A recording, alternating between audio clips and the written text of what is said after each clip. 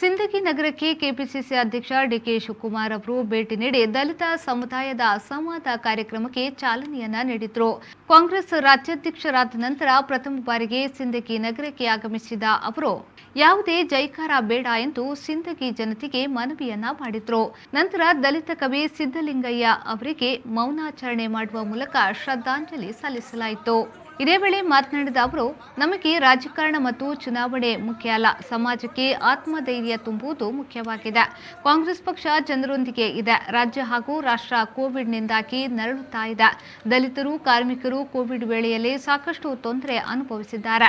ರಾಜ್ಯದಾದ್ಯಂತ ಪ್ರವಾಸ ಮಾಡುತ್ತೇನೆ. ಕೋವಿಡ್ ಪರಿಹಾರ ಎಲ್ಲರಿಗೂ ತಲುಪಿಸುವ ವ್ಯವಸ್ಥೆಯನ್ನ ಮಾಡುತ್ತೇನೆ ಎಂದು ಹೇಳಿದರು. ಅದಾದ್ಮೇಲೆ ನಮ್ಮ ಕಾಂಗ್ರೆಸ್ ಪಕ್ಷದ ಪ್ರತಿಜ್ಞೆ ಸ್ವೀಕಾರ ಮಾಡಿದ್ದೇವೆ. ಜಿಲ್ಲೆಗೆ ಕ್ಷೇತ್ರಕ್ಕೆ ಸೀಮಿತವಾದರು. ಆದರೆ ಇಲ್ಲಿಯ ಸಮಸ್ಯೆ ಅಷ್ಟು ಮಾತ್ರ ತಾವು ಹೇಳ್ಕೊಂಡಿದ್ದೀರಿ. ರಾಜಕೀಯವಾಗಿ, ಶೈಕ್ಷಣಿಕವಾಗಿ, ಸಾಮಾಜಿಕವಾಗಿ ನಿಮಗೆ ನ್ಯಾಯವನ್ನು ಒದಗಿಸ್ಕೊಡ್ಬೇಕು, ಸ್ಥಾನಮಾನಗಳನ್ನು ದೊರಕೊಡ್ಬೇಕು ಅಂತ ಹೇಳಿ ಕೂಡ ಹೇಳ್ತೀನಿ. ನಾನು ಖಂಡಿತ ಒಪ್ತೇನೆ. ನಾನು ಬೇರೆ ಪಾರ್ಟಿನ ನಾನು ದೂಷಣೆ ಮಾಡೋಕೆ ಹೋಗುವುದಿಲ್ಲ, ಅವಶ್ಯಕತೆ ಇಲ್ಲ. ಈಗ ನೀವೇನೇನು ಕೆಲವು ವಿಚಾರಗಳನ್ನ ಹೇಳ್ತೀರಿ, ನಿಮ್ಮ ಆಶೀರ್ವಾದ ಆದ್ರೆ 10 ಕೆಜಿ ಕೊಡುವುದು ಅಂತ ತೀರ್ಮಾನವನ್ನು ನಾವು ಮಾಡ್ತೀವಿ.